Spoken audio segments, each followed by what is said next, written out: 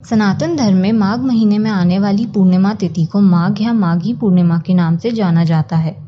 इस बार 24 फरवरी 2024 को मनाई जाने वाली माघ पूर्णिमा बेहद खास होने वाली है। इस खास अवसर पर स्वयं नारायण और मां लक्ष्मी के पूरे विधि विधान के साथ पूजा और व्रत करने से निसंतान को संतान की प्राप्ति होती है। उनके घर में सुख समृद्धि और शांति का वातावरण रहता है। इस दिन सभी दैविक नदियों का विशेष महत्व माना जाता है। खासकर गंगा स्नान का इस दिन विशेष महत्व माना गया है। ज्योतिषाचार्य अर्थ मिश्रा के मुताबिक साल में कुल 12 पूर्णिमा पड़ती हैं, जिसमें माघी पूर्णिमा का विशेष महत्व माना गया है। इस दिन चंद्रमा अपने पूर्ण स्वरूप में रहने के कारण सबसे ज्यादा ताकतवर माना जाता है। इस दिन किसी भी दान धर्म का काम करने से उससे मिलने वाला फल दोगुना हो जाता है।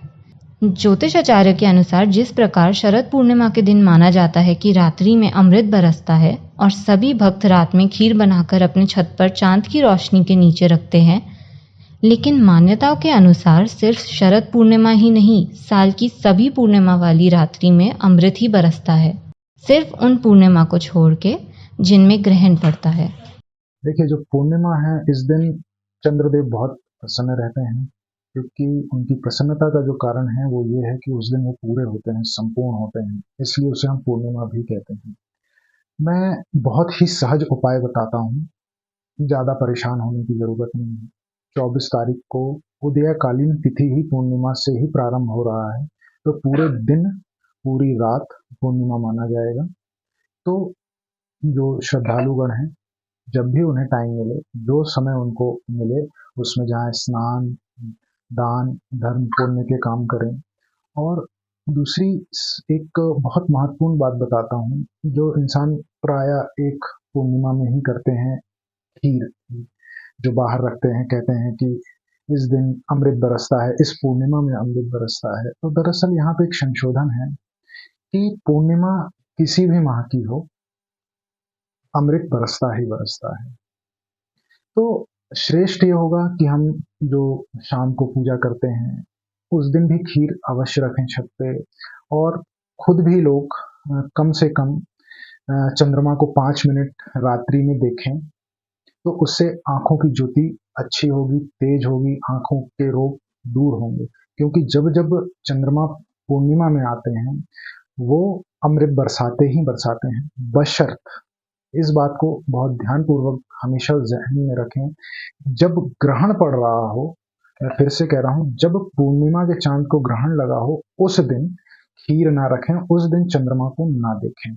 उसके अतिरिक्त जितनी भी पूर्णिमा पड़ रही हैं, 5 मिनट चंद्रदेव को देखते हुए उनके मंत्र का, बहुत सरल सा मंत्र है, ओम सोम सोमाय नमः का जाप करते हुए उन्हें 5 मिनट तक कम से कम देखें। और सपरिवार पूर्णिमा की शाम को या रात्रि में 5 से 10 मिनट बाहर पूर्णिमा से हम ताकत अर्जित करें, क्योंकि अमृत हर पूर्णिमा में बरसता है। इसलिए सपरिवार सब लोग, आप लोग पूर्णिमा की रात्रि को टहलें ज़रूर रात्रि में, क्योंकि हर पूर्णिमा में अमृत बरसता ही बरसता है। ये सिर्फ एक भ्रांति बन गई है या जानकारी का अभाव है कि सिर्फ एक खास पूर्णिमा होगी तो ही अमृत बरसेगा, तो ऐसा नहीं है। हर पूर्णिमा में अमृत बरसता है, और आप अगर पूर्णिमा की रात्रि में कुछ देर, आधा घंटा भी अगर बाहर रहते हैं, तो निरोगी होने में बहुत बहुत मदद मिलेगी। देखिए, जो चंद्रदेव हैं, उनके लिए बहुत ज़्यादा विधि की ज़रूरत नहीं है, बहुत सरल देवता हैं, मन के देवता हैं। इसलिए आप पूजा पाठ करने जब भी जाएं, जब भी स्नान करने जाएं, उनको अर्घ दें। बहुत सरल सा उपाय है। अर्घ आप मन से दे रहे हैं। जब आप अर्घ देते हैं, तो उन जो मन का स्वामी है, वो हर किसी के मन से जुड़ा हुआ है, तो इसलिए आप अर्घ दें, उनके नाम से पूजा कर लें, पाठ कर लें, और उनके मंत्र का जाप कर लें, ओम सोम सोमाय नमः 108 बार अगर जप लेते हैं तो श्रेष्ठ है, और 9 बार भी जप लेते हैं तो काफ़ी है। ज़्यादा से ज़्यादा पूर्णिमा के दिन बाहर रहें। तो इसका सीधा सीधा मतलब ये होता है कि जितनी भी दैविक नदियां हैं, उसमें पहले से अमृत सतत बरस रहा है, इसलिए हम स्नान करते हैं, ध्यान करते हैं। उस चंद्रमा को हम धन्यवाद देते हैं जो हमको स्नान के रूप में जल में अमृत दे रहा है, इसलिए हम उनको धन्यवाद करते हैं, उनका बल बढ़ाते हैं।